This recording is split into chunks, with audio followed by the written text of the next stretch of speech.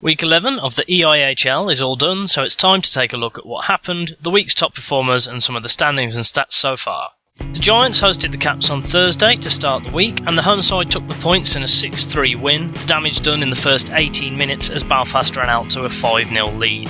All teams were in action both days over the weekend, and there was no shortage of goals. In Brarehead on Saturday, the Steelers scored 3 unanswered goals in the third period to tie the game up at 8-8 and take it to a shootout. Brad Day replaced Marek Pink in nets for Sheffield after the 8th goal, and he was able to make one save in the shootout to give the Steelers the extra point. Only 9 goals in Cardiff, split 6-3 in favour of the Devils over the Giants after a second period to forget for Belfast, conceding 4 goals and scoring none. The Stars and Caps finished 2-2 after regulation in Dundee, and 57 seconds into overtime, Jason Gray scored the winner for the Stars, while in Nottingham the Blaze was shut out once again as the Panthers won 4-0, Andy Boneback playing a part in every goal and finishing with 1+3. The last game in Saturday saw the Manchester Storm defeat the Fife Flyers 3-1 in Fife, Zane Kalemba saving 27 of 28 shots for the away side. Sunday started off with another penalty shot game, this time in Belfast, where the Giants and Stars finished 2-2 in the Cup before a couple of Lou Dickinson penalty shots gave the Stars the extra point. The Devils were able to match their 6 goals from Saturday, this time in Manchester, where they took a 6-2 win over the Storm, while over in Sheffield, the Steelers hosted the Panthers and went down 4-1, Day this time starting before being replaced by Pink.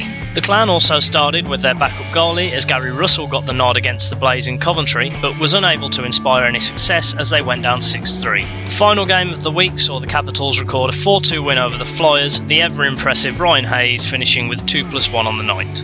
Mike Radger and David Rutherford shared the lead for goals scored last week, with both finding the net 4 times and scoring in all 3 games they played. Behind them are Thomas Gurka and Levi Nelson, who both scored 3 goals. Juraj Kolnick of the Panthers led the league for assists, having set up 6 goals, including all 4 against the Blaze on Saturday, and here's ahead of his teammate Andy Boneback, who had 5 in total, having grabbed 3 assists against Coventry and then 2 against Sheffield. Those assists, coupled with a goal each night, mean that Boneback leads on points with an impressive 7 for the week, ahead of Kolnick, and then a group of players with 5, including the Devils' Joey Martin. Igor Bobsek ended his trial at the Blaze with a nasty check from behind, and the resulting penalties leave him top of PIMS for the week, ahead of Tyler Mozienko, who received a match penalty against the Panthers. Just behind the pair is Chris Bruton of the Clan, who received a game for slashing against the Blaze, and the whole trio will be lucky to escape further bans.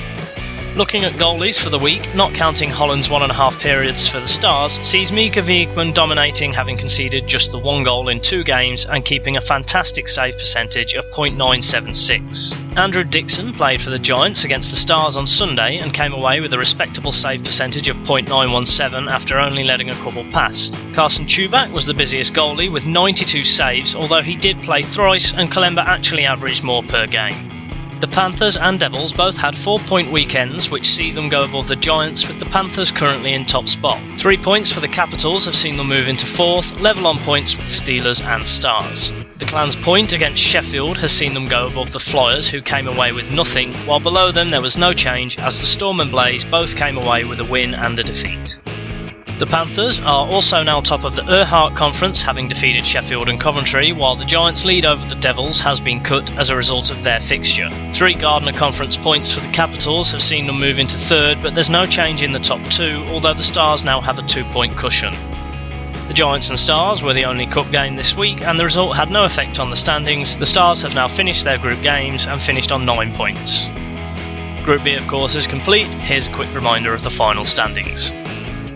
Ryan Hayes scored twice last week, and this was enough to stretch his lead at the top of goal scorers on the year, his total now 21. The top 10 remain much the same, Mathieu War in second still, now with 14 goals. Derek Walser moved on to 20 assists and still leads the league, but he is now joined by Andrew Lord after he assisted 3 goals for the Devils. Just behind them are 2 more Devils in Andrew Hotham and Joey Martin, both with 19 helpers so far.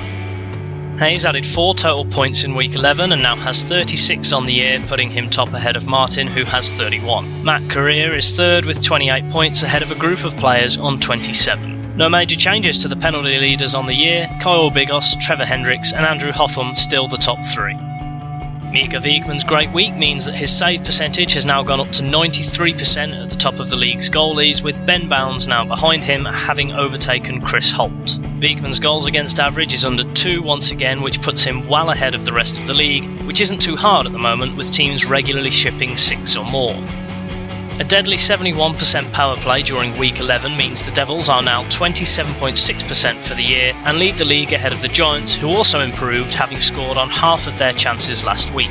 The Stars and Storm failed to put away any of their power play opportunities, and this has seen Manchester drop to 6th in the league on 18.8% for the year. The Devils have also moved top of penalty killers for the year after killing 90% during Week 11, after the Clan dropped, having let in goals on half of their penalty kills. The Panthers and the Stars were this week's 100% killers, and they are now 3rd and 4th on this list with a kill of just over 82%.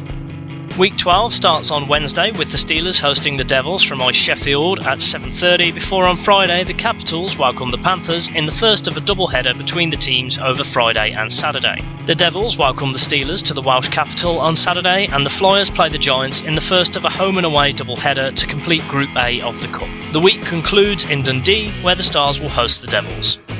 That's it for Week 11. Thanks very much for watching, and if you enjoyed this review, please like and share, and subscribe to see more Elite League reviews in the future. Bye for now.